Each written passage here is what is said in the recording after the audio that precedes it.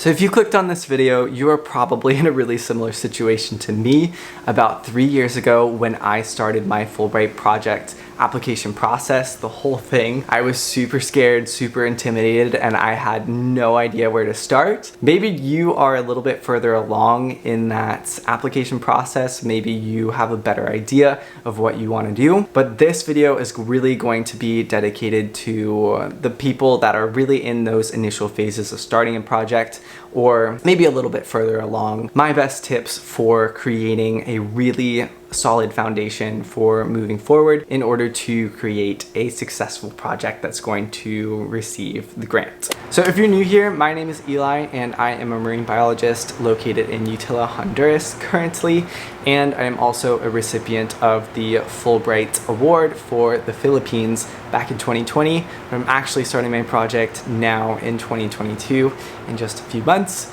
Had to wait a few years, but we're finally making it happen. But before I really start this video, I definitely want to acknowledge that I am not a representative of Fulbright or any of its associated organizations. I am merely a recipient of Fulbright Philippines, but I don't speak for them, as the disclaimer in the comments will also say as well. But otherwise, now that we got all of that out of the way, let's go ahead and get started with my first tip to build a successful Fulbright project in the very beginning.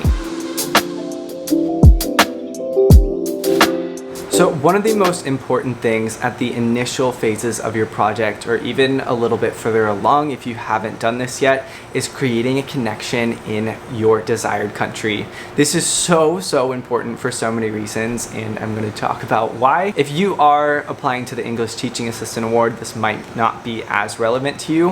However, if you are applying to the Research Award, this is so extremely essential in creating a successful project. So especially if you aren't entirely sure which country you really want to focus on yet, a connection in another country is going to help you figure that out. So a connection can help you, first of all, establish a point of contact throughout your entire project as you're building it, but they can also put you in contact with other organizations or other people that can help your project do more things. They're gonna put you in touch with the most relevant people for your project and take away all of the work that you have to do for yourself in doing a bunch of research to find the right people to talk to. Another reason why having a connection in your desired country can really help you is staying up to date with current events, such as in the Philippines, there is an election happening while I'm going to be in the country. It's important to be aware of those kinds of things, to be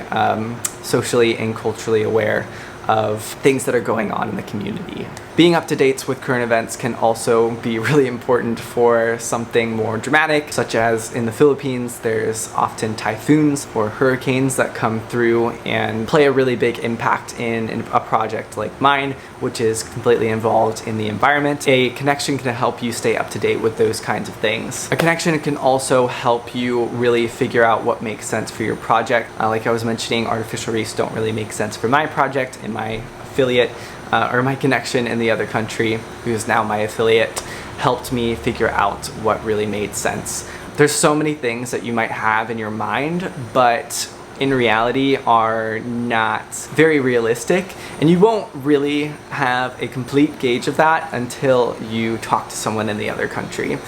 So having a connection is super important. So now I've talked all about how important a connection can be in another country. Now, how do you actually get one?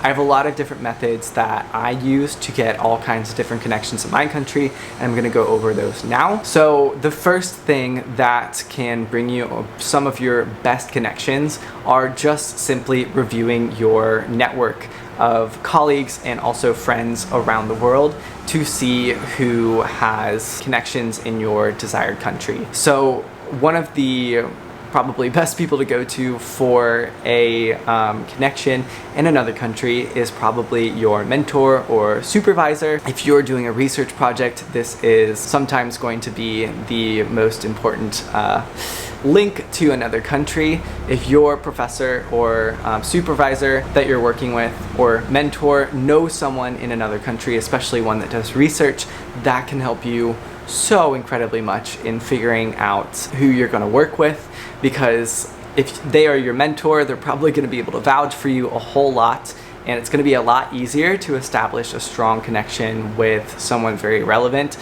very quickly.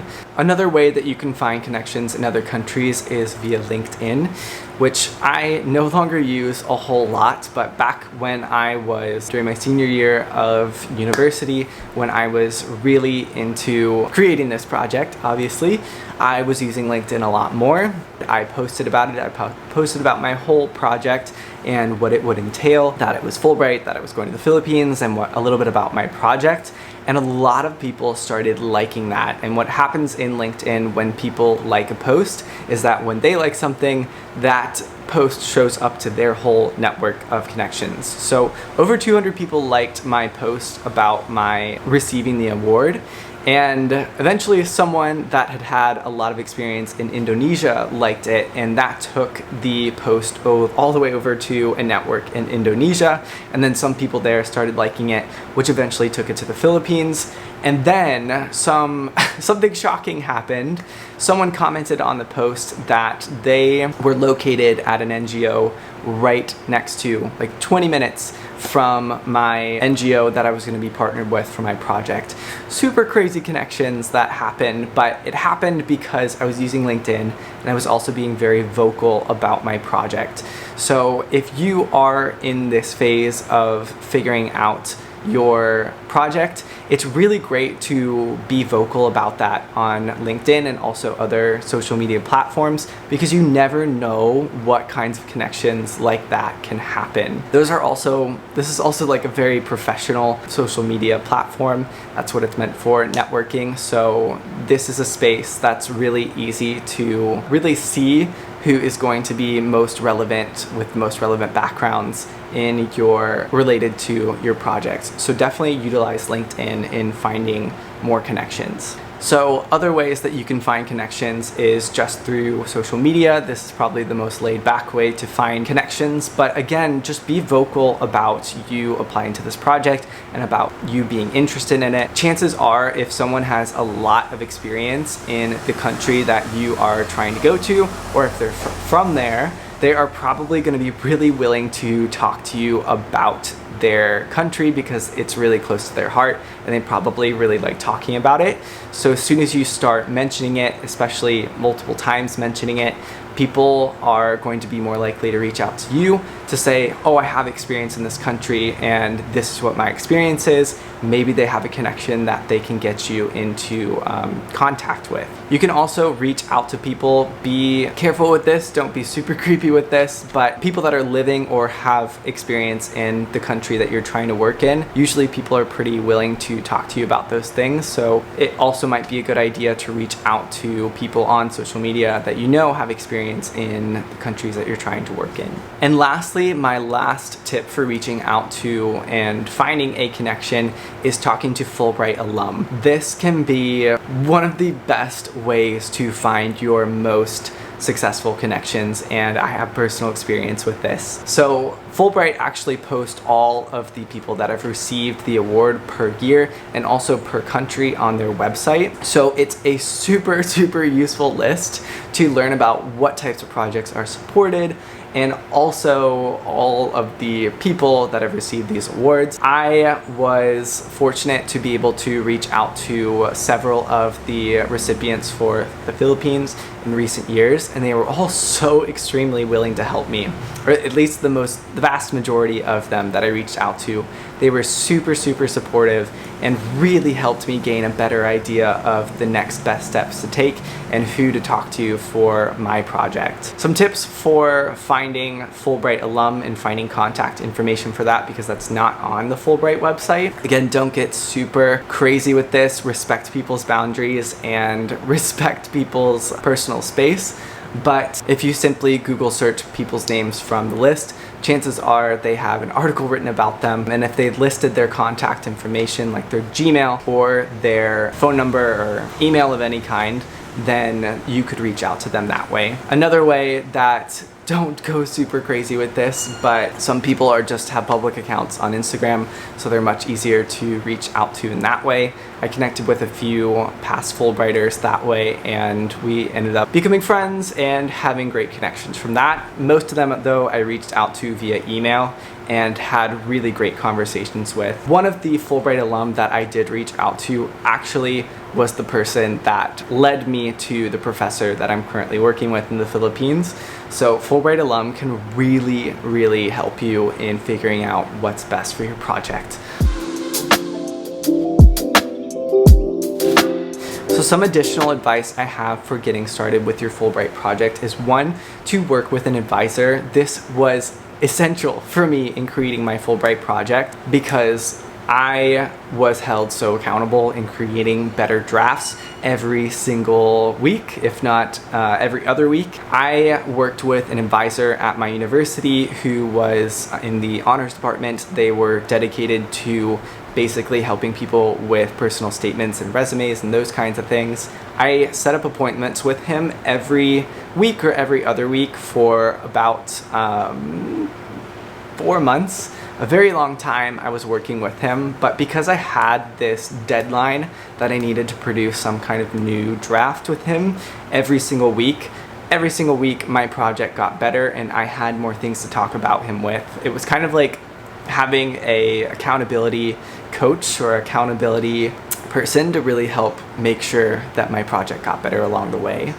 You don't have to have an advisor do this with you. If you have someone else that you know that's also applying to something like this, you can create some kind of accountability deal where you meet up and talk about your progress together, or you can meet up with your professor as well, or supervisor, mentor. It's just really useful to have some kind of person that you're working with along the way to make sure that you're producing better and better and better drafts until the very end, because normally it takes a lot of drafts to make a successful application. It took me 18 drafts for my application until I created a successful one.